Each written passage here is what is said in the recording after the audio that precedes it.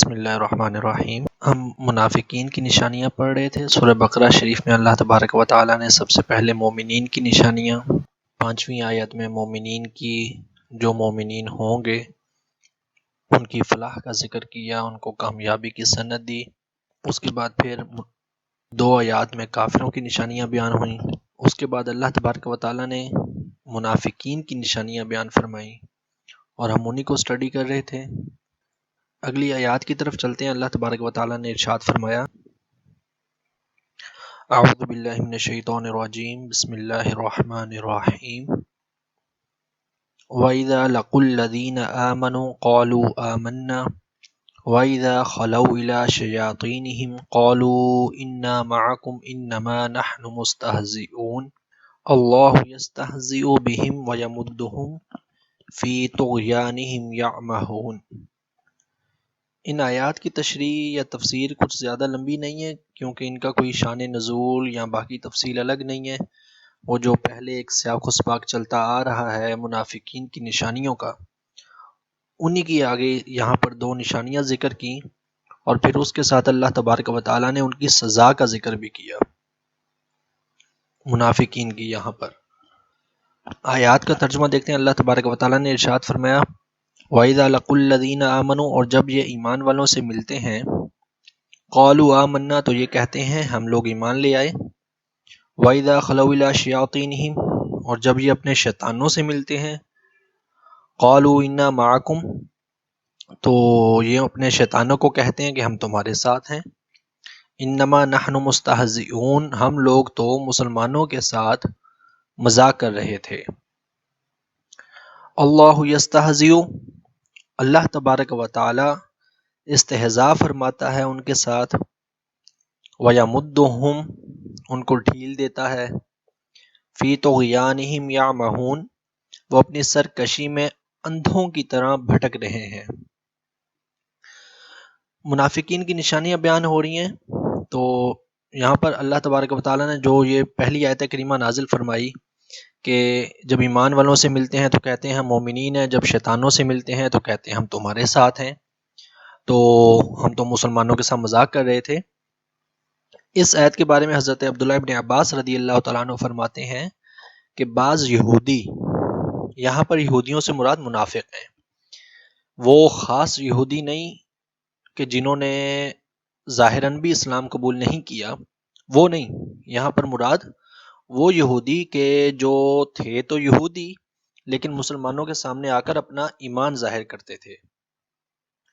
تو بعض یہودی جب آقا علیہ الصلوۃ والسلام کے اصحاب سے، صحابہ کرام سے ملاقات کرتے تو کہتے ہم تمہارے دین پر ہیں، اور جب وہ اپنے لوگوں کے ساتھ تنہائی میں ملتے جو کافروں کے سردار تھے تو ان کو جا کر کہتے ہم تو تمہارے ساتھ ہیں، ہم تو صرف مذاق کر رہے تھے۔ یہاں پر امام خازن رحمۃ اللہ تعالیٰ نے اس آیت کا شان نزول بیان کیا ہے۔ اب یہ جو روایت میں آپ کو سنانے لگا ہوں، اس روایت پر علماء کا یا محدثین کا کچھ اختلاف ہے۔ جیسے روایت کے مختلف درجات ہوتے ہیں نا، ہم بسا اوقات سنتے ہیں یہ روایت صحیح ہے، یہ حسن ہے، یہ ضعیف ہے، تو اس اعتبار سے یہ روایت سند کے اعتبار سے کچھ بہت زیادہ بڑے درجے کی نہیں ہے۔ آپ کہہ سکتے ہیں کہ یہ روایت صحیح نہیں ہے، اس کی سند صحیح نہیں ہے۔ اچھا، میں آپ کو بتا رہا ہوں کہ یہ جو روایت میں آپ کو بتانے لگا ہوں اس سند کے اعتبار سے زیادہ مطلب اونچے درجے کی نہیں ہے، لیکن محدثین نے اس کو بیان کیا ہے۔ اچھا، یہاں پر ایک جو اہم بات میں آپ کو ابھی چونکہ بات آئی ہے حدیث کی، تو وہ میں بتاؤں، ہم جب سنتے ہیں نا کہ یہ حدیث صحیح ہے یا یہ حدیث حسن ہے، یہ ضعیف ہے یا یہ صحیح حسن ہے یا جو بھی ہے، تو ایک چیز ذہن میں رکھیں، حدیث کے 2 جز ہوتے ہیں جو ہم پڑھتے ہیں۔ آپ اگر آپ کے پاس کوئی بھی حدیث کی کتاب ہے یا انٹرنیٹ سے آپ دیکھیں بخاری شریف، مسلم شریف یا کوئی بھی حدیث کی کتاب، تو ایک ہوتا ہے متن اور ایک ہوتا ہے اس سے پہلے سند۔ سند کیا ہوتی ہے کہ مثال کے طور پہ امام بخاری نے کس سے روایت کیا، انہوں نے کس سے روایت کیا، انہوں نے آگے کس سے روایت کیا، وہ جو ایک چین ہوتی ہے مختلف ناموں کی، جو محدثین کے نام ہوتے ہیں صحابہ کرام تک، اور پھر صحابہ کرام آقا علیہ الصلوۃ والسلام تک، 7، 8، 5، 6، 10، وہ جتنے نام آئیں گے اس کو کہتے ہیں سند. اور پھر آگے جو الفاظ ہوتے ہیں، جیسے بخاری شریف کی پہلی حدیث ہے انما الاعمال بالنیات والی حدیث، تو امام بخاری سے لے کے حضرت عمر رضی اللہ تعالیٰ عنہ تک کوئی 5-6 نام ہیں. وہ 5-6 نام جو ہیں وہ سند ہیں. اور آگے جب یہ امام بخاری نے حدیث روایت کی انما الاعمال بالنیات وانما لکل امرئ ما نوى فمن كانت ہجرتہ، جو بھی آگے مکمل حدیث پاک ہے، یہ متن ہے. تو ہم جب بولتے ہیں نا کہ یہ حدیث صحیح ہے یا حسن ہے یا ضعیف ہے، تو یہ یاد رکھیں کہ اس سے مراد متن نہیں ہوتا، کیونکہ متن جو ہے وہ تو آقا علیہ الصلوۃ والسلام کا حکم، فرمان، عمل ہوگا یا نہیں ہوگا. یہ تو ممکن ہی نہیں ہے کہ حضور کا کیا ہوا بات، آقا علیہ الصلوۃ والسلام کی فرمائی ہوئی کوئی بات، آقا علیہ الصلوۃ والسلام کا کیا ہوا کوئی عمل وہ ضعیف ہو جائے. وہ تو 100% سچ ہے، یا ہوگا یا نہیں ہوگا، بس 2 چیزیں ہو سکتی ہیں، تیسری نہیں ہو سکتی. تو جب ہم حدیث کو کہتے ہیں نا یہ حسن ہے یا ضعیف ہے، تو اس سے مراد یہ ہوتا ہے کہ اس کی سند کے اندر جو راوی آ رہے ہیں، جو مختلف محدثین، جو بزرگ آ رہے ہیں جنہوں نے روایت کیا ہے، اس کے اندر کسی نہ کسی کے اندر یا کوئی جو شرائط ہیں پوری، وہ پوری نہیں ہو رہی، تو اس وجہ سے کوئی ایسا ایفیکٹ پڑ رہا ہے کہ جس کی وجہ سے ہم اس کو مکمل طور پر سند کو صحیح نہیں کہہ سکتے. اس کا فرق پھر صرف اتنا ہوتا ہے کہ ہم اس حدیث پر اگر عمل کرنا فرض ہوگا تو وہ واجب ہو جائے گا، واجب ہوگا تو وہ سنت میں آ جائے گی. کہ جیسے بعض چیزیں ہم سنتے ہیں فرض ہوتی ہیں، کچھ واجب ہوتے ہیں، کچھ سنت ہوتی ہیں، اور پھر اگر اس میں مزید کوئی فرق آئے گا سند میں، تو پھر اس پر عمل کرنا جو ہے وہ نفل بن جائے گا، مستحب ہو جائے گا. تو یہ فرق ہوتا ہے. تو یہ جو ہم حدیث پاک پڑھنے جا رہے ہیں اس آیت کریمہ کے شان نزول میں، تو اس کی سند میں محدثین نے تھوڑا کلام کیا ہے. وہ فرماتے ہیں اس کی سند مکمل صحیح درجے کی نہیں ہے. امام خازن نے روایت کیا، وہ کہتے ہیں کہ عبداللہ ابن ابی جو منافقین کا سردار تھا، تو عبداللہ ابن ابی اور اس کے ساتھیوں نے، یہ اس وقت اپنے ساتھیوں کے ساتھ مطلب کافروں کے ساتھ کھڑا ہوا تھا، انہوں نے دیکھا کہ سامنے سے صحابہ کرام ان کی طرف آ رہے ہیں. تو اس نے اپنی قوم سے کہا، یعنی ان کافروں کو کہا، دیکھو میں ان بیوقوفوں کو معاذ اللہ کس طرح تم سے واپس پھیر دیتا ہوں. تو جب وہ قریب آئے صحابہ کرام علیہم الرضوان، تو اس نے حضرت سیدنا ابو بکر صدیق رضی اللہ تعالیٰ عنہ کا ہاتھ پکڑا اور پکڑ کے کہنے لگا، مرحبا اے بنو تیم کے سردار، شیخ الاسلام، غار میں رسول اللہ صلی اللہ علیہ وآلہ وسلم کے رفیق،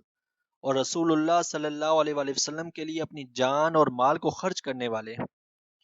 پھر اس نے حضرت سیدنا عمر فاروق رضی اللہ تعالیٰ عنہ کا ہاتھ پکڑا اور انہیں کہتا، مرحبا اے بنو عدی کے سردار. فاروق کا معنی ہوتا ہے فرق کرنے والا، اور سیدنا فاروق اعظم کا لقب فاروق اس لیے ہے کہ انہوں نے اسلام اور کفر کے درمیان فرق کو واضح کر دیا تھا. ہم عام طور پہ سنتے رہتے ہیں کہ ان سے پہلے مسلمان چھپ کے نماز پڑھتے تھے. آقا علیہ الصلوۃ والسلام نے دعا فرمائی تھی کہ یا اللہ مجھے 2 عمروں میں سے ایک عمر عطا کر دے، کہ وہ دونوں شجاعت والے تھے. ایک عمر سیدنا عمر فاروق رضی اللہ تعالی عنہ، اور دوسرا ابو جہل کا نام بھی عمر تھا. تو دعا ان کے حق میں قبول ہوئی. تو جب انہوں نے کلمہ پڑھا تو مسلمانوں نے پھر ڈٹ کے اللہ تبارک و تعالیٰ کی عبادت کی، ظاہر ہو گیا اللہ تبارک و تعالیٰ کی عبادت کی. تو اس نے سیدنا عمر فاروق رضی اللہ تعالیٰ عنہ کا ہاتھ پکڑا تو کہنے لگا، اے بنو عدی کے سردار فاروق، اللہ کے دین میں قوی، اپنی جان اور مال کو اللہ کی راہ میں خرچ کرنے والے. پھر اس نے حضرت علی المرتضیٰ رضی اللہ تعالیٰ عنہ کا ہاتھ پکڑا اور کہتا ہے کہ مرحبا اے رسول اللہ کے عمزاد، یعنی کہ کزن،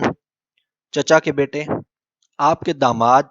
رسول اللہ صلی اللہ علیہ وآلہ وسلم کے سوا تمام بنو ہاشم کے سردار. حضرت علی رضی اللہ تعالیٰ عنہ نے فرمایا، اے ابی، اللہ تبارک و تعالیٰ سے ڈر، نفاق یعنی منافقت نہ کر، کہ منافق اللہ کی بدترین مخلوق ہے. عبداللہ ابن ابی نے کہا، اے ابو الحسن ذرا ٹھہریے، خدا کی قسم میں نے یہ باتیں از راہ نفاق نہیں کہیں، ہمارا ایمان آپ ہی کی طرح ہے. پھر صحابہ کرام کے جاننے کے بعد تو یہ جب باتیں ہوئی تو صحابہ کرام وہاں سے پلٹ آئے۔ صحابہ کرام کے جانے کے بعد عبداللہ ابن ابی نے اپنے ساتھیوں سے کہا تم نے دیکھا کہ میں نے کیسے ان کو بے وقوف بنا دیا، کہ مطلب جھوٹ بولا نا، اس نے تھا تو منافقوں کا سردار۔ تو معاذ اللہ صحابہ کرام نے واپس آ کر یہ واقعہ آقا علیہ الصلوۃ والسلام کو سنایا، تو پھر یہ آیت کریمہ نازل ہوئی کہ اللہ تبارک و تعالیٰ نے فرمایا کہ جب وہ تم سے ملتے ہیں تو کہتے ہیں ہم ایمان لائے، اپنے شیطانوں سے ملتے ہیں تو کہتے ہیں ہم تمہارے ساتھ ہیں، ہم تو صرف مذاق کر رہے تھے۔ تو یہ آیت کریمہ کا ایک شان نزول بیان کیا۔ اب یہاں پر منافقین کی اللہ تبارک و تعالیٰ نے ایک صفت کی طرف بھی اشارہ کی ہے۔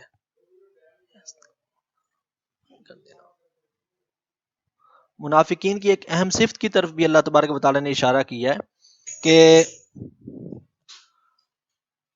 منافقین جو ہوتے ہیں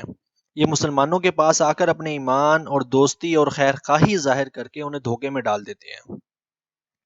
مطلب یہ کہ مسلمانوں کے، جیسے عبداللہ ابن ابی تھا، مسلمانوں کے ساتھ مل کے اپنا اسلام جتلا رہا ہے اور مسلمانوں کے ساتھ مل کے اپنے آپ کو مسلمان ظاہر کر رہا ہے،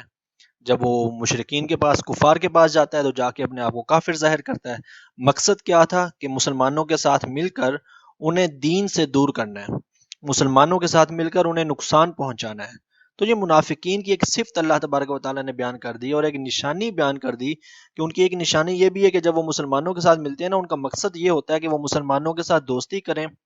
خیر خواہی کریں اور انہیں دھوکے میں ڈال دیں، تاکہ جان، مال اور عزت ہر طرح سے جو ہے نا، حتیٰ کہ ان کا ایمان بھی جو ہے وہ برباد کر کے رکھ دیں۔ حضرت عبداللہ ابن عباس رضی اللہ تعالیٰ عنہ یہاں پر فرماتے ہیں، اور حضرت عبداللہ ابن مسعود کا اور دیگر صحابہ کا بھی یہ قول ہے کہ یہ شیاطین جو اللہ تبارک و تعالیٰ نے فرمایا کہ تمہارے پاس آتے ہیں تو کہتے ہیں ہم تمہارے ساتھ ہیں، جب اپنے شیطانوں سے ملتے ہیں، تو اب یہاں پر شیطانوں سے کیا مراد ہے؟ شیطان تو دیکھیں حقیقت میں ایک ہی ابلیس جو شیطان ہے، باقی جہاں پر قرآن پاک میں آتا ہے نا شیاطین کے الفاظ آتے ہیں، تو اس سے مراد پھر ایک بہت بڑی جماعت، ایک تو شیطان کی اپنی نسل بھی ہے بدبخت کی، پھر بہت سارے لوگ بھی شیطان ہوتے ہیں۔ ہم سورہ ناس پڑھتے ہیں، اللہ تبارک و تعالیٰ نے پہلے فرمایا خناس۔ وہ خناس کون ہے؟ اللہ یوسوس فی صدور الناس، جو لوگوں کے دلوں میں وسوسہ ڈال دیتے ہیں۔ اب وسوسہ کون کون ڈالتے ہیں؟ من الجنت والناس، انسان بھی ہیں اور جنات بھی ہیں، شیطان بھی جن ہے۔ تو اللہ تبارک و تعالیٰ نے ان کی ایک صفت خناس بھی بیان کی ہے، خناس ہیں ایسے لوگ۔ تو اب شیاطین سے مراد یہاں پر کون کون ہے؟ تو جو حضرت عبداللہ ابن عباس رضی اللہ تعالیٰ عنہ کی رائے ہے، وہ فرماتے ہیں اس سے مراد کافر ہیں اور کافروں کے سردار ہیں۔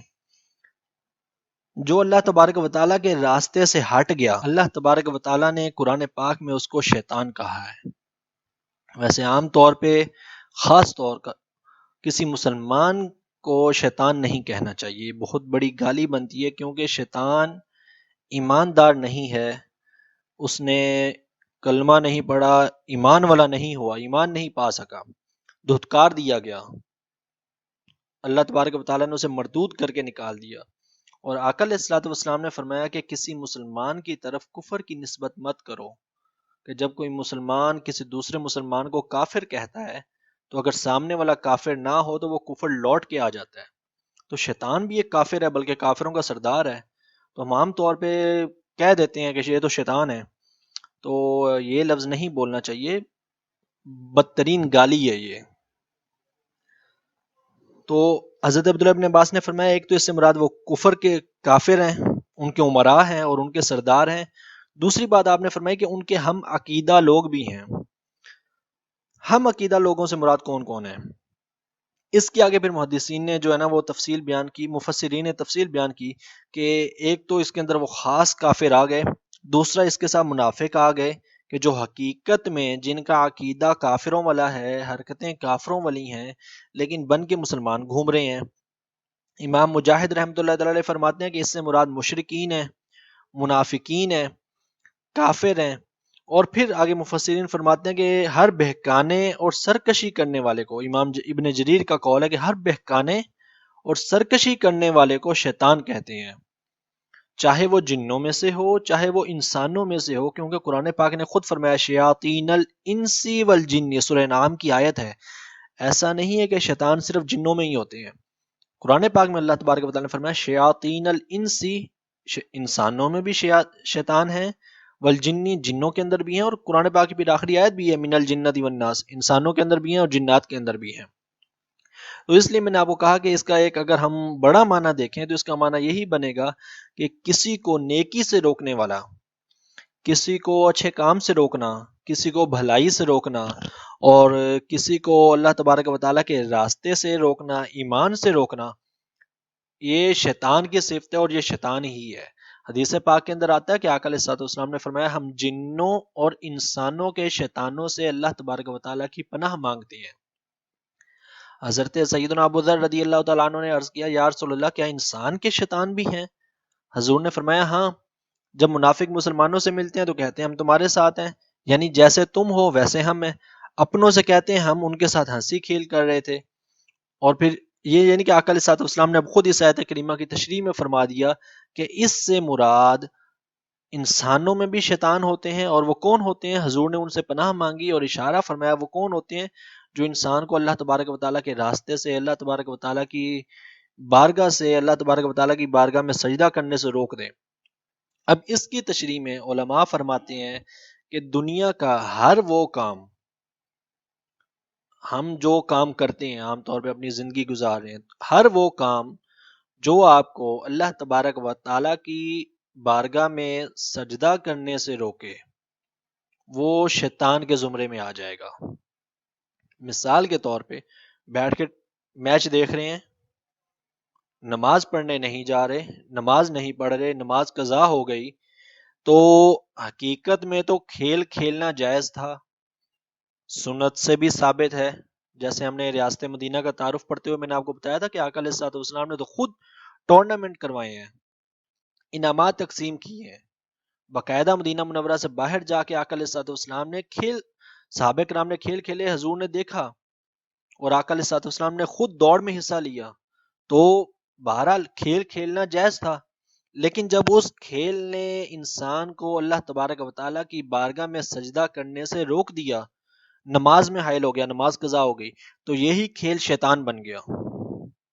اس طرح کوئی بھی عمل ہو سکتا ہے آپ کی زندگی میں، ہماری زندگی میں کوئی انسان ہو سکتا ہے، کوئی دوست ہو سکتا ہے، کوئی ایسا دوست ہے جو نماز نہیں پڑھنے دیتا، کوئی ایسا موقع ہے یا کوئی ایسے لوگ ہیں جن کے ساتھ بیٹھ جائیں تو نماز قضا ہو جاتی ہے، جن کے ساتھ بیٹھ جائیں تو قرآن پاک پڑھنا بھول جاتے ہیں، تو وہ سارے کے سارے انہیں کہیں نہیں شیطان، لیکن وہ سارے کے سارے عمل کام وہی کر رہے ہیں جو شیطان کرتا ہے، کیونکہ وہ بھی نیکی سے روکتا ہے، یہ بھی نیکی سے روک رہے ہیں، تو ایسے لوگوں سے پھر اٹھنے کا حکم ہے۔ ایسے لوگوں کے ساتھ دوستی رکھنا بھی جائز نہیں ہے۔ اب اس سے اگلی آیت کریمہ میں اللہ تبارک و تعالیٰ نے ارشاد فرمایا، اچھا پہلے استہزاء کا معنی دیکھ لیتے ہیں، جس میں اللہ تبارک و تعالیٰ نے فرمایا نا کہ وہ جب مطلب اپنے شیاطین کے ساتھ ملتے ہیں تو کہتے ہیں کہ انا معکم، ہم تو تمہارے ساتھ ہیں، انما نحن مستہزئون، ہم تو صرف مذاق کر رہے تھے۔ استہزاء اور مستہزئون کے بہت سارے معنی ہیں عربی میں۔ یہاں پر ہمارے بعض جو ہے نا وہ تھوڑی تھوڑی عربی پڑھ کے ترجمہ کرنے والے یا پھر کتاب لکھنے کے شوقین لوگ وہ مار کھا گئے کہ انہوں نے اس سے اگلی آیت کا ترجمہ اللہ یستہزی کا ترجمہ بھی یہ کر دیا کہ اللہ مذاق کرتا ہے، معاذ اللہ، اللہ تبارک و تعالیٰ تو پاک ہے اس چیز سے۔ لفظ تو وہی ہے، اس میں فرق نہیں ہے، لیکن عربی اتنی وسیع زبان ہے کہ یہ دیکھ لیں کہ صرف بلی کے 150 نام ہیں عربی میں، اور عربی میں ایک کلمے سے آگے 60 70 80 کلمے بن جاتے ہیں۔ جیسے مثال کے طور پہ قالا ایک لفظ ہے تو اس کی آگے گردان چلتی ہے، صرف صغیر، صرف کبیر، تو اس کے آگے سے 60 70 الفاظ مزید نکلتے ہیں جن کا اپنا الگ الگ معنی ہوتا ہے۔ تو استہزاء کے بے شمار معنی ہیں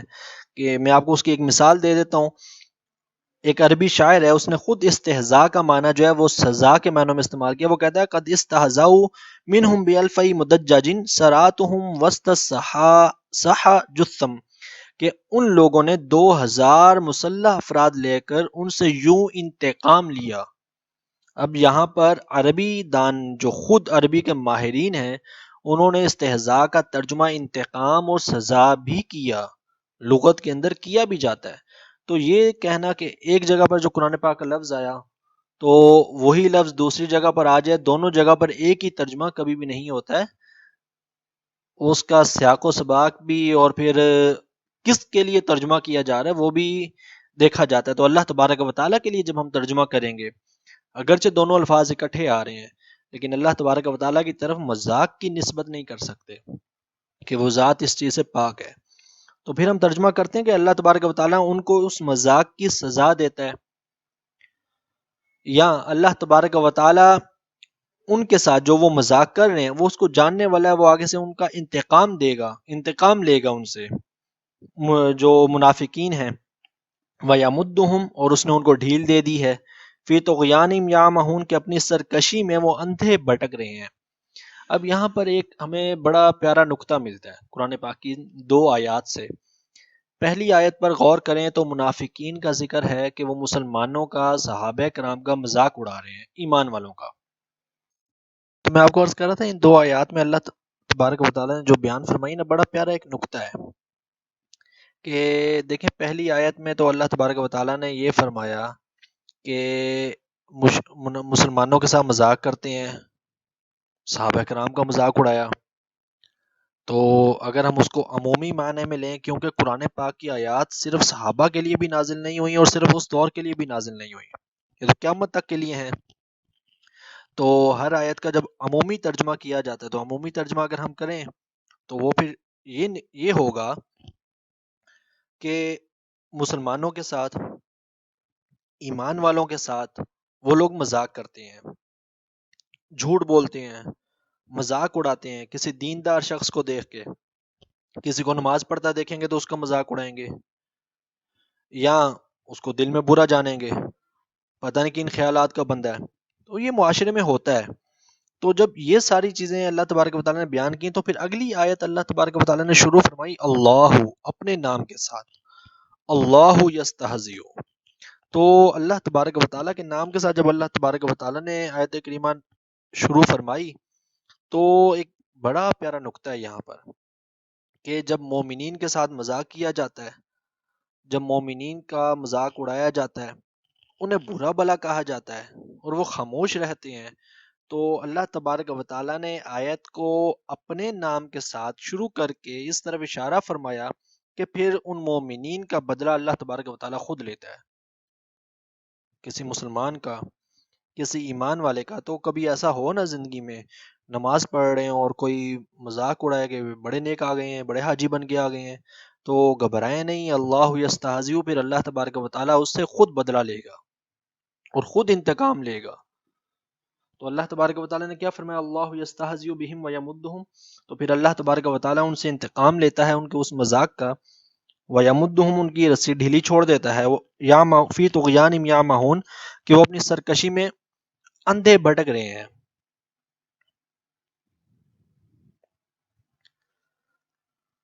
اب ایک تو اللہ تبارک و تعالیٰ نے یہاں پر منافقین کو جو یہ حرکتیں کرتے تھے ان کی ایک سزا بیان فرمائی ہے کہ وہ بدبخت ہیں کہ اللہ تبارک و تعالیٰ جس طریقے سے وہ حرکتیں کرتے ہیں اللہ ان سے اسی طریقے سے بدلہ لے گا، ان کی مذاق کا بدلہ دے گا ان کو اور ان سے انتقام لے گا۔ اب اللہ تبارک و تعالیٰ کا تمسخر یا اللہ تبارک و تعالیٰ کا استہزاء یا اللہ تبارک و تعالیٰ کا یہ عذاب ہے کیا کہ جو اس نے فرمایا نا کہ اللہ تبارک و تعالیٰ استہزاء فرماتا ہے یا استہزاء کا انتقام لے گا، وہ کیا ہے؟ قرآن پاک میں ایک اور آیت بھی ہے، اللہ تبارک و تعالیٰ نے ارشاد فرمایا سورہ توبہ کے اندر، فَيَسْخَرُونَ مِنْهُمْ سَخِرَ اللَّهُ مِنْهُمْ، وہ ان کا مذاق اڑاتے ہیں، سَخِرَ اللَّهُ مِنْهُمْ، ان کو اس تمسخر کا، مذاق اڑانے کا ایسا ہی بدلہ دیا جائے گا۔ تو یہ ہے کیا؟ آقا علیہ الصلوۃ والسلام نے ارشاد فرمایا، حدیث پاک ہے، حضور نے فرمایا ان اللہ لا یمل حتی تملوا ولا یسأم حتی تساموا، اللہ تعالیٰ نہیں تنگ پڑتا یہاں تک کہ تم تنگ پڑ جاؤ، نہ وہ اکتاتا ہے یہاں تک کہ تم اکتا جاؤ۔ اب یہاں سے منافقین کے عذاب کی طرف اشارہ ہے کہ وہ جو کچھ مرضی کرتے پھریں، وہ جتنا مرضی وہ اپنے ایڑی چوٹی کا زور لگا کے مسلمانوں کو تنگ کر کے، مومنین کو تنگ کر کے، مذاق اڑا کے، اللہ تبارک و تعالیٰ کی نافرمانیاں کر کے وہ جہاں تک جا سکتے ہیں چلے جائیں، اللہ تبارک و تعالیٰ کی ذات ان سے تنگ آنے والی نہیں ہے، بلکہ اللہ ان سے بدلہ ضرور لے گا۔ اور یہ اس طرح کا بدلہ اللہ تبارک و تعالیٰ نے قرآن پاک میں جو ایگزیکٹ جو حرکت کرتے ہیں اس کا اسی طرح کا بدلہ اللہ تبارک و تعالیٰ نے قرآن پاک میں کئی جگہ پر بیان فرمایا۔ جیسے آیت ہے وَجَزَاءُ سَیِّئَةٍ سَیِّئَةٌ مِثْلِہَا، کہ برائی کا بدلہ اس جیسی برائی ہی ہے۔ اور پھر اسی طرح اللہ تبارک و تعالیٰ نے فرمایا وَمَكَرُوا وَمَكَرَ اللَّهُ، وہ مکر کرتے ہیں، وَمَكَرَ اللَّهُ، تو اللہ تبارک و تعالیٰ نے بھی ان کے لیے خفیہ تدبیر کی ہوئی ہے کہ اللہ بھی ان سے جو ہے نا ان کو بدلہ ضرور عطا کرے گا، ان کی سزا ضرور دے گا ان کو۔ تو اسی طرح سے اب یہاں پر ہے اللہ تبارک و تعالیٰ نے سزا بیان کی۔ اب یہ ایک اور مطلب مفسرین نے یہاں پر قول نقل کیا کہ وہ کہتے ہیں کہ اس کا معنی یہ بھی ہے کہ جو منافقین جب یہ حرکتیں کرتے ہیں تو اللہ تبارک و تعالیٰ ان کے ساتھ ایسا معاملہ فرمائے گا جو ٹھٹھا، دھوکہ، یا ایک جس کو ہم کہہ سکتے ہیں کہ اللہ تبارک و تعالیٰ کی خفیہ تدبیر کی طرح ہوگا، کہ جس کو عام انسان سمجھے گا نہیں۔ کہ آقا علیہ الصلوۃ والسلام نے ارشاد فرمایا، حدیث پاک ہے کہ ان النار تجمد کما تجمد الالہۃ، یہ حال تھا کہ آگ ایسے جم جائے گی جیسے پگھلی ہوئی چربی جم جاتی ہے۔ جب منافقین کو، مشرکین کو، کفار کو، گنہگار بندوں کو جہنم میں ڈالا جائے گا تو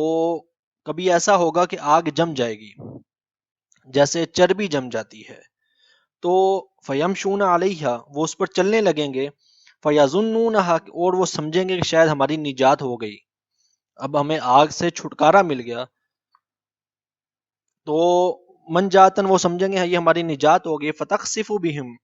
حتیٰ کہ پھر وہ جب چلتے چلتے چلتے چلتے آگے پہنچیں گے، جہنم کے دروازے تک آئیں گے، تو وہ اچانک چربی پگھلے گی اور انہیں اپنے اندر کھینچ لے گی، اور ایسی سزائیں ہوں گی کہ آقا علیہ الصلوۃ والسلام نے خود فرمایا کہ جب وہ منافقین ہوں گے، مشرکین ہوں گے، وہ چلتے چلتے جہنم کے دروازے تک آ جائیں گے اور وہ سمجھیں گے کہ اب ہم نے دروازے سے باہر نکل جانا ہے، تو لیکن اچانک جہنم کے اندر غوطہ کھانے لگ جائیں گے، اور مومنین جنت سے ان لوگوں کو دیکھ رہے ہوں گے۔ اللہ تبارک و تعالیٰ مومنین کو دکھائے گا کہ دیکھو یہ لوگ تھے نا جو تمہارا مذاق اڑاتے تھے، تو آج وہ دن ہوگا کہ ان کا مذاق اڑ رہا ہوگا، کہ یہ بھاگیں گے جہنم سے نکلنے کے لیے، دروازے تک آئیں گے، جہنم ان کو دوبارہ اپنے اندر کھینچ لے گی، اور مومنین یہ نظارہ کریں گے اور اس نظارے کو دیکھ کر ہنسیں گے۔ اور اس کا پھر اللہ تبارک و تعالیٰ نے قرآن پاک میں خود ذکر بھی فرمایا۔ اللہ تبارک و تعالیٰ نے فرمایا فَالْيَوْمَ الَّذِينَ آمَنُوا مِنَ الْكُفَّارِ يَضْحَكُونَ عَلَى الْأَرَائِكِ يَنْظُرُونَ، کہ آج کے دن ایمان والے لوگ جو مومنین ہیں وہ کفار پر ہنسیں گے اور وہ تختوں پر بیٹھے یہ سب نظارہ دیکھ رہے ہوں گے۔ تو اللہ تبارک و تعالیٰ جیسے وہ مذاق اڑاتے تھے، ایسے ہی اسی انداز میں اللہ تبارک و تعالیٰ ان کو عذاب دے گا۔ جو مومنین کا مذاق اڑانے والے ہوں گے، ایمان کا یا دین کا مذاق اڑانے والے لوگ ہوں گے۔ اور جہنم کتنی سخت ہے، آقا علیہ الصلوۃ والسلام نے ارشاد فرمایا ہے اب اسی کی تفسیر کے اندر کہ جب تم دیکھو نا، اذا رأیتم اللہ عز وجل یعطی العبد ما یحب وهو مقیم علی معاصی، جب تم دیکھو کہ کسی بندے کو نافرمانی کے باوجود، جو اللہ تبارک و تعالیٰ نے آیت کریمہ میں فرمایا وَيَمُدُّهُمْ، کہ ان کی رسی رب نے ڈھیلی چھوڑی ہوئی ہے، تو حضور نے فرمایا جب تم کسی بندے کو دیکھو کہ وہ نافرمانی کر رہا ہے، کوئی نیک کام کر ہی نہیں رہا، اللہ سے توبہ بھی نہیں کر رہا، نافرمانی کے اندر ہی گھرا ہوا ہے اور نافرمانی پر اصرار کر رہا ہے، اور اس کے باوجود اسے اس کی مرضی کے مطابق نعمتیں مل رہی ہیں، وہ جو چاہتا ہے مل جاتا ہے، مال و دولت بھی ہے، خوشیاں بھی ہیں، پریشانی بھی نہیں ہے، دکھ اور تکلیف بھی نہیں ہے۔ تو یہ ساری چیزیں اگر تم دیکھو نا کہ یہ سب کچھ ہو رہا ہے اس کے ساتھ، تو سمجھ لو یہ استدراج، یعنی ایستا ایستا اللہ تبارک و تعالیٰ کی گرفت میں آ رہا ہے۔ میں یہ حدیث پاک بعد میں پوری کرتا ہوں، اب ذرا ایک اور آپ کو پیاری سی بات بتا دوں۔ جو پریشانیاں آتی ہیں، مصیبتیں آتی ہیں، دکھ آتے ہیں، یا بسا اوقات ہماری زندگی میں ہوتا ہے کہ کوئی ایسا واقعہ رونما ہو جاتا ہے کہ جس کا انسان کو بہت زیادہ دکھ لگتا ہے، کہ انسان بیان بھی نہیں کر سکتا، بسا اوقات اپنوں کے ساتھ بھی بیان نہیں کر سکتا۔ تو یہ چیزیں ساری اللہ تبارک و تعالیٰ کی طرف سے ایک نعمت ہے کہ اس کا اجر مل رہا ہے۔ آقا علیہ الصلوۃ والسلام کی ایک صحابیہ ہیں، ان کا نکاح ہوا، 39 دن گزرے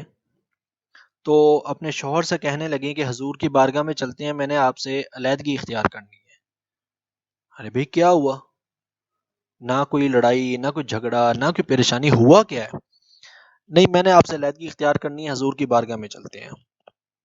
اچھا جی، گھر سے نکلے، آقا علیہ الصلوۃ والسلام کی بارگاہ میں آ رہے ہیں، مسجد نبوی شریف کے قریب پہنچے تو صحابی کو جو ان کے شوہر تھے ٹھوکر لگی اور پاؤں زخمی ہو گیا۔ تو وہ کہنے لگیں کہ چلیں بس واپس چلیں، میں نے طلاق نہیں لینی، میں نے علیحدگی اختیار نہیں کرنی۔ یہ کیا معاملہ ہے کہ مطلب صرف مجھے ٹھوکر لگوانی تھی؟ تو انہوں نے عرض کیا کہ میں نے آقا علیہ الصلوۃ والسلام سے سنا ہے کہ اگر کسی کو 40 دن کے اندر کوئی پریشانی نہ آئے، کانٹا بھی نہ چبھے، جیسے آپ کو ٹھوکر لگی ہے، کانٹا بھی نہ چبھے، کوئی پریشانی نہ آئے ذہنی طور پر، جسمانی طور پر، نفسیاتی طور پر، تو اس شخص کو چاہیے کہ اپنے ایمان کے بارے میں فکر کرے کہ کہیں اللہ نے اس کی رسی ڈھیلی تو نہیں چھوڑ دی۔ فرعون کے کبھی سر میں بھی درد نہیں ہوا تھا، خدائی کا دعویٰ کرتا تھا۔ نمرود ساری زندگی اسے کوئی بیماری نہیں لگی، صرف آخری وقت میں اس مچھر کی وجہ سے بیماری لگی اور مر گیا۔ تو یہی آقا علیہ الصلوۃ والسلام نے یہاں پر ارشاد فرمایا اس حدیث پاک میں کہ اذا رأیتم اللہ عز وجل یعطی العبد ما یحب وہو مقیم علی معاصیہ، کہ جب تم دیکھو کہ اللہ تبارک و تعالیٰ اپنے بندے کو ہر وہ چیز عطا کر رہا ہے، ما یحب، جو وہ چاہتا ہے، اور اس حالت میں کہ وہو مقیم علی معاصیہ، اور وہ گناہ بھی نہیں چھوڑ رہا، تو پھر یہ نہ سمجھو کہ شاید یہ بہت نیک ہے یا پتہ نہیں کیا ہے۔ تو اس کا مطلب یہ ہے کہ حضور نے فرمایا فَإِنَّمَا ذَلِكَ مِنْهُ استدراج، کا یہ استدراج ہے۔ استدراج کا معنی ہوتا ہے کہ اللہ تبارک و تعالیٰ کی نے اس کی جو رسی ڈھیلی چھوڑی ہے، یہ آہستہ آہستہ اللہ تبارک و تعالیٰ کی گرفت میں آئے گا اور پھر اس کے پاس کچھ بھی نہیں بچے گا، ذلیل ہو جائے گا۔ اور پھر آقا علیہ الصلوۃ والسلام نے سورہ انعام کی آیتیں کریمہ تلاوت کی، اور اس کا معنی بنتا ہے کہ جب وہ ہماری نصیحت کو بھلاتے رہے تو ہم نے ان کے لیے ہر چیز کے دروازے کھول دیے، کفار کے لیے، مشرکین کے لیے، گناہگاروں کے لیے، اور دنیا میں اللہ تبارک و تعالیٰ کی نافرمانی کرنے والوں کے لیے بہت زیادہ مال و دولت ہے، کہ حضور نے خود فرمایا کہ دنیا گناہگار کے لیے جنت ہے، دنیا کافر کے لیے جنت ہے، مومن کے لیے قید خانہ ہے، مومنین کے اوپر پریشانیاں آتی رہیں گی۔ بہت کم مالدار لوگ ہوتے ہیں، کہ بہت کم ایسا ہوتا ہے کہ لوگوں کے پاس پیسہ بھی ہو، مالدار بھی ہوں، اور اس کے باوجود وہ حقیقی معنوں میں اللہ تبارک و تعالیٰ کی بارگاہ میں سجدہ کرنے والے بھی ہوں۔ چند ایک لوگ صحابہ کرام میں دیکھ لیں، سیدنا عثمان غنی رضی اللہ تعالیٰ عنہ امیر ہیں، سیدنا ابو بکر صدیق ہیں، سیدنا عمر فاروق ہیں، سیدنا علی المرتضیٰ ہیں، اور باقی بے شمار صحابہ ہیں۔ اکثریت صحابہ کی غریب ہے، اور حضور نے خود فرمایا تھا کہ میرا دین غریبوں سے چلے گا اور غریبوں کے اندر ہی رہے گا۔ امیر جب بندہ بنتا ہے تو وہ پھر دولت کی طرف زیادہ جاتا ہے اور دین سے ہٹ جاتا ہے۔ حضور کے ایک صحابی کا ذکر بھی آتا ہے کہ ایک آقا علیہ السلام کی بارگاہ میں آئے، یا رسول اللہ دعا کریں کہ میں مال و دولت آ جائے۔ حضور نے فرمایا تمہارے حق میں یہ غربت بہتر ہے۔ یہ میں آپ کو صرف اس لیے عرض کر رہا ہوں کہ دولت کی زیادہ خواہش بھی نہیں رکھنی چاہیے۔ حضور نے فرمایا یہی بہتر ہے۔ یا رسول اللہ نہیں، حالات تنگ ہیں، تھوڑی مطلب ہاتھ کھلا ہو جائے گا، دولت کی دعا کر دیں۔ حضور نے فرمایا یہی بہتر ہے۔ جب تیسری بار کہا تو آقا علیہ السلام نے دعا کر دی۔ حضور کے ساتھ نمازیں پڑھنے والا، حضور کے ساتھ ممکن ہے کسی غزوہ میں بھی گیا ہو، آقا علیہ الصلوۃ والسلام کی صحبت میں بیٹھنے والا شخص، حضور نے دعا کر دی، دولت آئی، اتنی دولت آئی کہ اب شہر مدینہ میں رہنا ممکن نہ رہا۔ مدینہ سے باہر نکل کے پہاڑوں میں جا کے اس نے ایک بڑی حویلی بنا لی۔ پہلے روزانہ حضور کی زیارت ہوتی تھی، روزانہ ہر نماز میں آقا علیہ الصلوۃ والسلام کے پاس نماز پڑھتے تھے، اب جمعے کے جمعے آنا شروع ہو گئے۔ پھر ایک وقت آیا کہ پورا سال ہی نہیں آئے، اپنے مال و دولت کے اندر بیزی۔ تو ابھی بھی اگر ہم مسجدوں میں جائیں تو غریب لوگ زیادہ نماز پڑھتے ہیں، مال و دولت میں بیزی۔ تو آقا علیہ الصلوۃ والسلام نے صحابہ کرام سے پوچھا وہ تمہارا ساتھی تھا آتا نہیں ہے؟ یا رسول اللہ وہ اب عید کے عید آتا ہے، عید پر آیا تھا، اب اگلی عید کو آئے گا شاید، ابھی تک تو نہیں آیا، وہ اپنے مال و دولت میں بزی ہے۔ زکوٰۃ کا حکم نازل ہوا، حضور نے فرمایا صحابہ کرام کو بھیجا جاؤ اسے زکوٰۃ لے کر آؤ۔ اس کے بعد زکوٰۃ لینے کے لیے گئے تو اس نے اللہ تبارک و تعالیٰ کی نے جو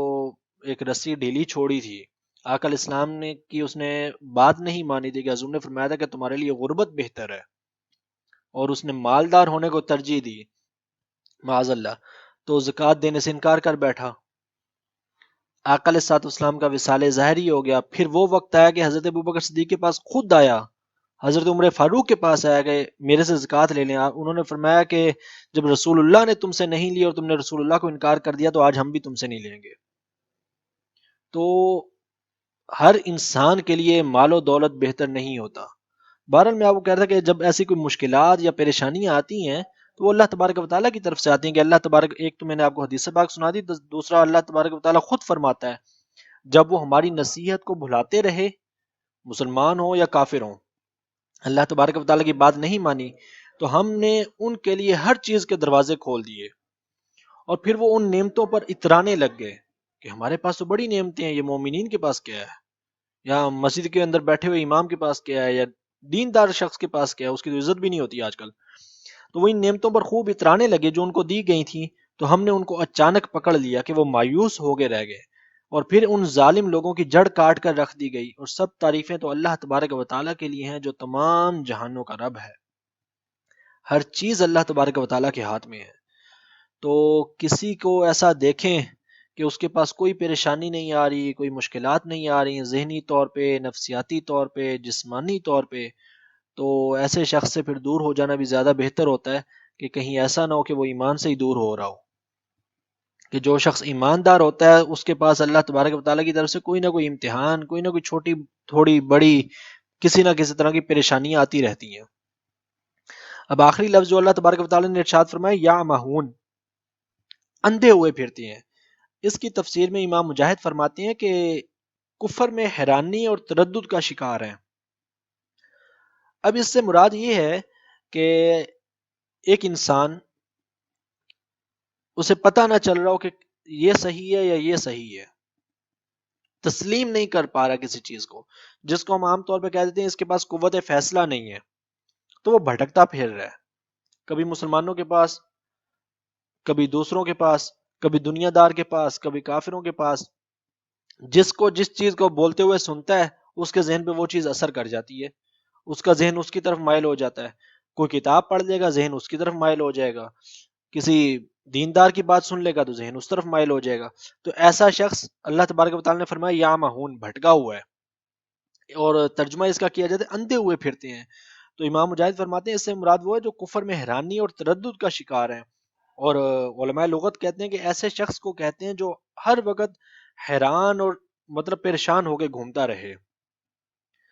اب اس سے مراد یہ قرآن پاک میں اللہ تبارک و تعالیٰ نے یہ لفظ مزید بھی جو ہے نا وہ استعمال کیا سورہ حج کے اندر کہ فرمایا فَإِنَّهَا لَا تَعْمَى الْأَبْصَارُ وَلَكِنْ تَعْمَى الْقُلُوبُ، اصل یہ کہ آنکھیں اندھی نہیں ہوتی، اب اللہ تبارک و تعالیٰ کا فرمان ہے فَإِنَّهَا لَا تَعْمَى الْأَبْصَارُ کہ آنکھیں اندھی نہیں ہوتی، وَلَكِنْ تَعْمَى الْقُلُوبُ الَّتِي فِي الصُّدُورِ، سینوں میں جو دل ہے وہ اندھا ہو جاتا ہے ایسے شخص کا، کہ وہ پھر اللہ تبارک و تعالیٰ کو ماننے سے بھی جو ہے نا وہ تذبذب کا شکار ہو جاتا ہے، وہ پھر قرآن پاک کے اندر بھی جو ہے نا وہ اپنی عقل کے گھوڑے دوڑانے لگ جاتا ہے، اور ایسا آج کل ہوتا رہتا ہے۔ وہ آقا علیہ الصلوۃ والسلام کی معراج کے واقعے کو لے کے یار ایسا کیسے ہو سکتا ہے کہ انسان اتنا بڑا سفر کر لے، اور بے شمار اور چیزیں ہیں، اور اب تو بہت ساری چیزوں کا ویسے ہی تذبذب تو دور کی بات ہے، ڈائریکٹ انکار ہونے لگ گیا ہے۔ اللہ تبارک و تعالیٰ ایمان محفوظ رکھے۔ اگلی آیات ہے اللہ تبارک و تعالیٰ نے ارشاد فرمایا اعوذ باللہ من الشیطان الرجیم اولئک الذین اشتروا الضلالۃ بالہدی فما ربحت تجارتهم وما كانوا مہتدین، یہ وہ لوگ ہیں جنہوں نے گمراہی کو ہدایت کے بدلے میں خرید لیا، فما ربحت تجارتهم، ان کی تجارت نفع بخش نہیں ہے،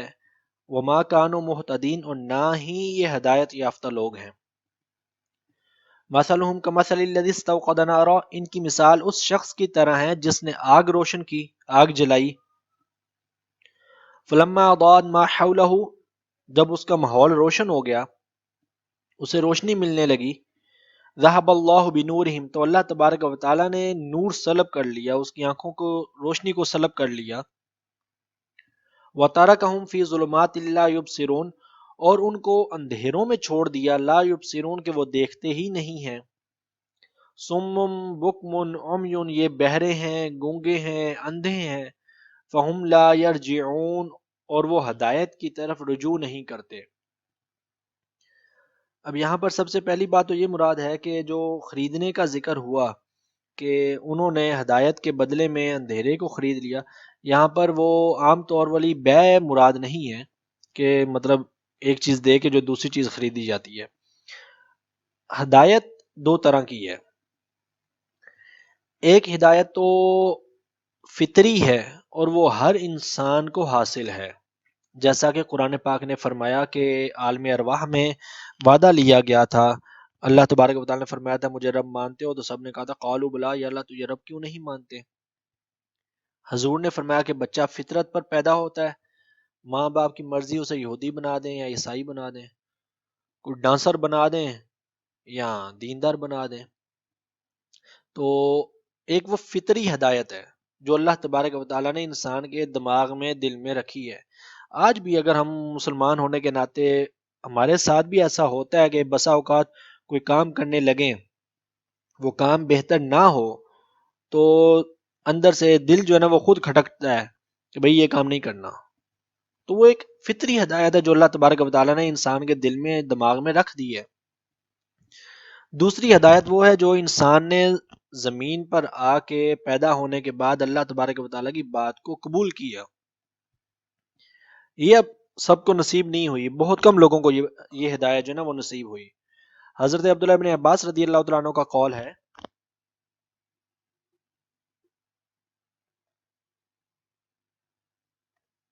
آپ فرماتے ہیں کہ انہوں نے، اب اسی آیت کے تحت فرما رہے ہیں کہ انہوں نے ہدایت چھوڑ دی اور گمراہی لے لی، اور آپ آگے فرماتے ہیں کہ انہوں نے ایمان کے بدلے میں کفر کو قبول کر لیا، تو اس سے مراد یہ ہوئی، یہ مراد ہمیں ملی کہ جو انہوں نے خریدنے کا ذکر ہے، اس سے مراد یہ ہے کہ اللہ تبارک و تعالیٰ نے انہیں ہدایت کے ساتھ پیدا کیا تھا، وہ اللہ تبارک و تعالیٰ کے ساتھ وعدہ کر کے آئے تھے، لیکن زمین پر آنے کے بعد مکر گئے اور ہدایت سے ہٹ گئے اور ضلالت کو اور گمراہی کو اور اندھیرے کو خرید لیا، گمراہی کو پسند کر لیا، جیسے قوم سمود کے بارے میں اللہ تبارک و تعالیٰ نے فرمایا نا وَأَمَّا ثَمُودُ فَهَدَيْنَاهُمْ فَاسْتَحَبُّوا الْعَمَىٰ عَلَى الْهُدَىٰ، یعنی باوجود اس کے کہ ہم نے قوم سمود کو ہدایت سے روشناس کر دیا تھا، پھر بھی انہوں نے اس رہنمائی کی جگہ پر اندھے پن کو پسند کر لیا۔ اللہ تبارک و تعالیٰ نے ان میں نبی کو بھیجا، عذاب کو انہوں نے اپنی آنکھوں سے دیکھا، انہیں پتہ چل گیا کہ سیدھا راستہ یہ ہے، پھر بھی نہیں مانے، پھر بھی ایمان سے ہٹ گئے، تو اس کا اللہ تبارک و تعالیٰ نے ذکر فرمایا۔ اور یہاں پر بھی اللہ تبارک و تعالیٰ نے منافقین اور کفار کی جو نشانی بیان فرمائی وہ یہی فرمائی کہ یہ لوگ ہدایت کے بدلے میں گمراہی کو خرید لیتے ہیں۔ اب جب اس کا عمومی ترجمہ کریں گے تو اس میں مراد پھر قیامت تک کا ہر وہ شخص شامل ہو جائے گا کہ جو جانتا ہے کہ یہ کام غلط ہے اور پھر بھی کرتا ہے، تو اس کا مطلب یہ ہے کہ اسے پتہ ہے ہدایت کیا ہے اور پھر بھی وہ گناہ کر رہا ہے، اسے پتہ ہے کہ میں نے یہ کام نہیں کرنا لیکن پھر بھی وہ یہ کام کر رہا ہے، تو وہ سارے کے سارے بھی اس آیت کے تحت شامل ہو جائیں گے۔ اور اب یہاں پر گمراہی سے مراد جو اللہ تبارک و تعالیٰ نے فرمایا دلالت ان سے مراد، تو دلالت ان اصل میں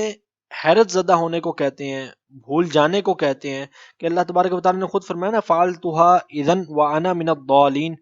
ہاں مجھ سے وہ اس وقت وہ غلطی ہو گئی مگر میں نے یہ کام انجانے میں کیا۔ مراد یہ ہے کہ اللہ تبارک و تعالیٰ ان کو ایسی گمراہی میں ڈال دیتا ہے کہ انہیں پتہ ہوتا ہے کہ یہ کام غلط کر رہے ہیں ہم، لیکن اس کے باوجود بھی توبہ کی توفیق نہیں ہوتی۔ ایسے کئی مسلمان بھی ہوتے ہیں،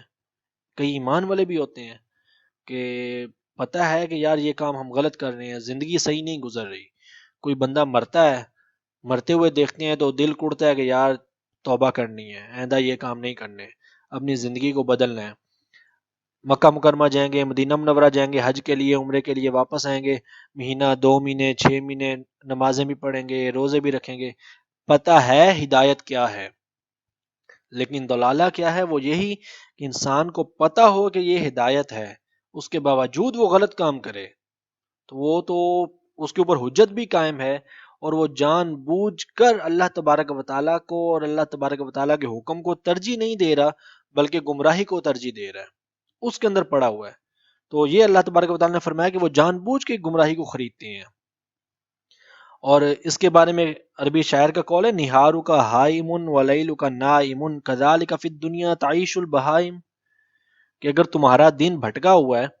بھٹکنے سے مراد اب یہی کہ تم دین کی طرف مائل نہیں ہو، تم اچھے کام نہیں کر رہے ہو، تمہاری زندگی کا کوئی مقصد ہی نہیں ہے، تم اللہ تبارک و تعالیٰ کو راضی نہیں کرنا چاہتے، تم اپنے خالق کو پہچان ہی نہیں رہے، تمہارا دن بھٹکا ہوا ہے، ولیل کا نائم، اور تم رات کو سو جاتے ہو، کذالک فی الدنیا تعیش البہائم، تو یہ حرکتیں تو ساری جانور بھی کرتے ہیں،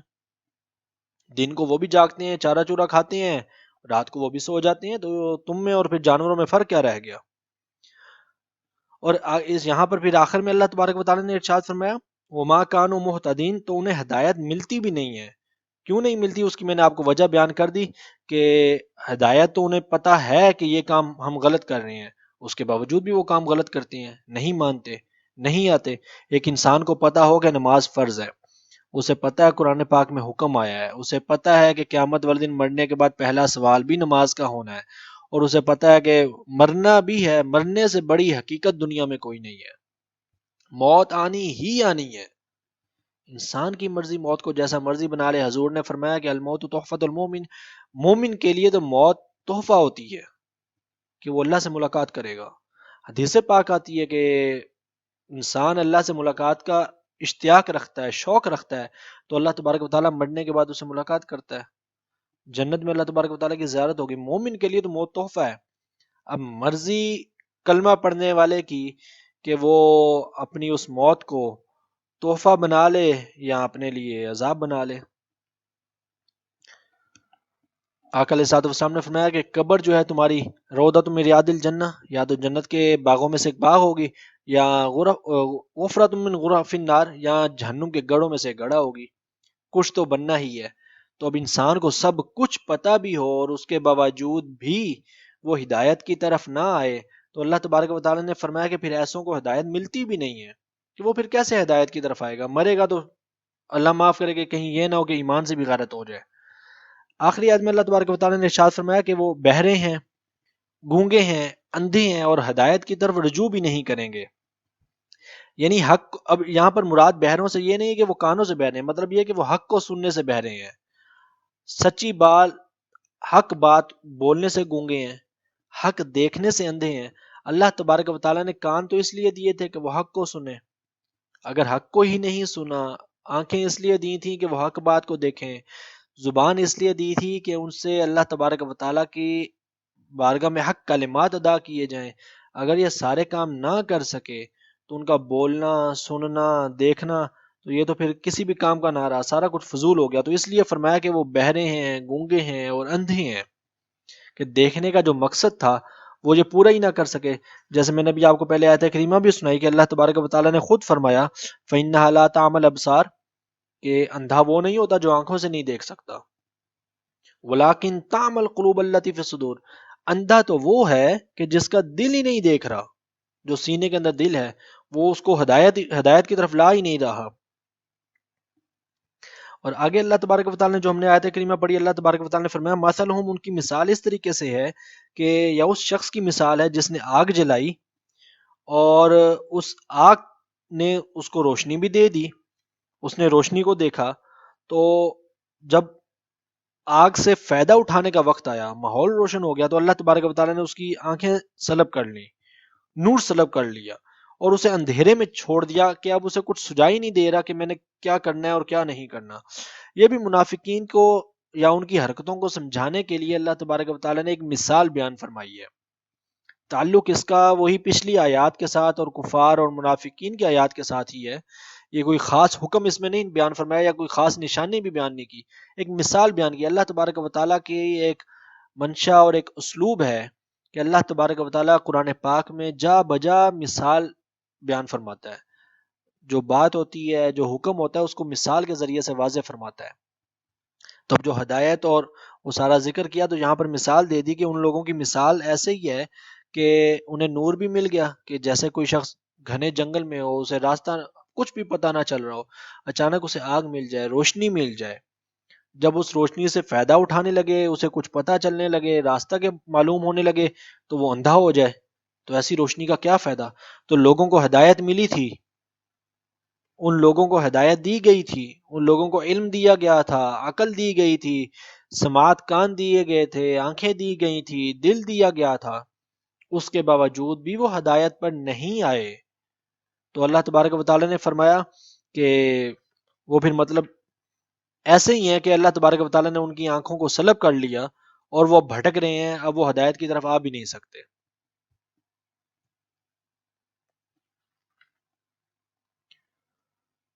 اگلی آیات کی طرف چلیں یا بس کریں؟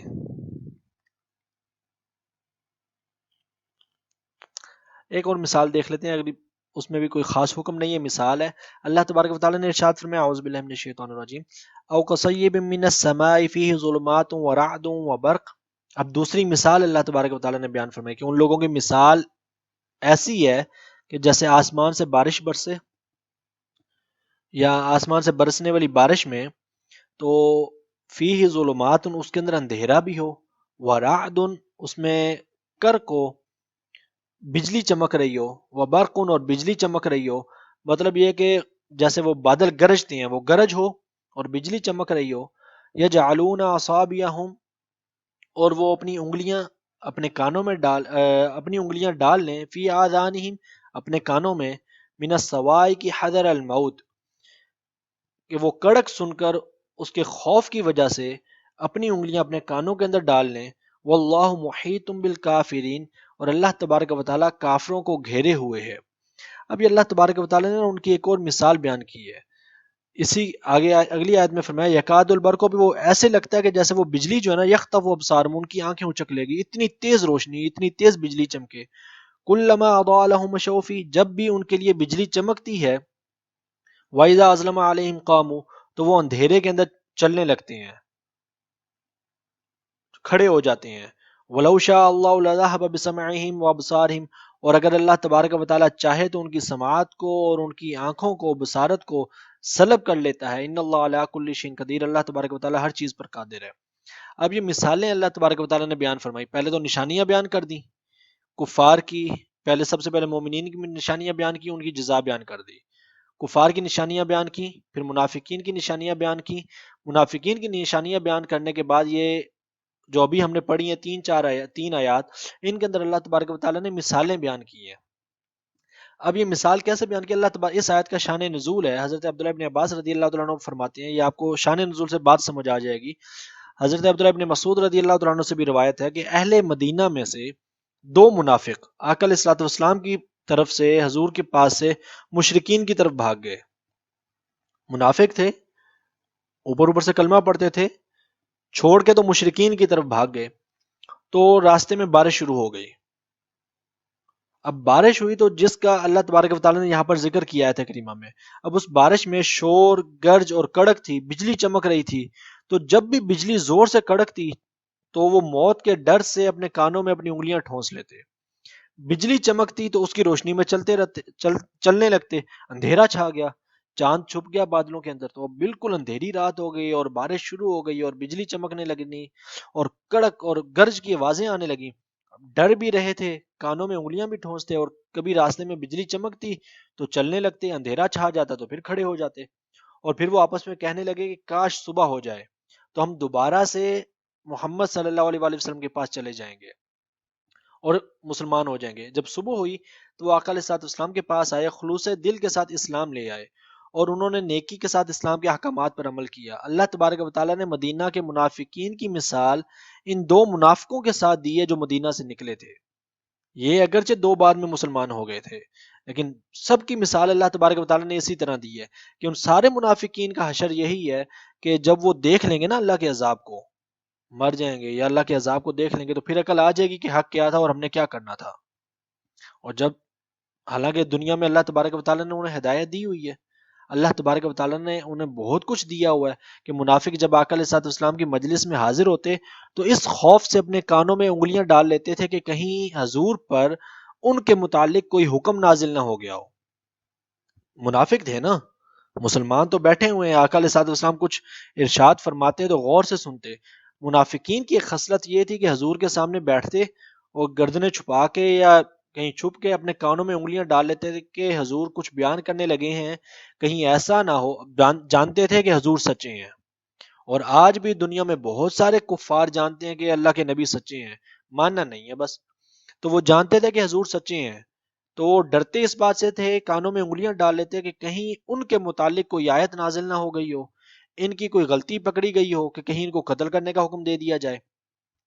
کہ بالکل اسی طرح سے جو مثال اللہ تبارک و تعالیٰ نے بیان کی کہ جو بارش میں گھرے ہوئے دو منافقوں نے اپنے کانوں میں انگلیاں ڈالنی تھی، اور جب فتوحات اسلام کی وجہ سے ان کو بہت زیادہ مال غنیمت ملا، ان کے ہاں اولاد ہوئی، وہ اسلام پر کچھ قائم ہوئے، تو پھر کہنے لگے کہ محمد صلی اللہ علیہ وآلہ وسلم کا دین حق ہے۔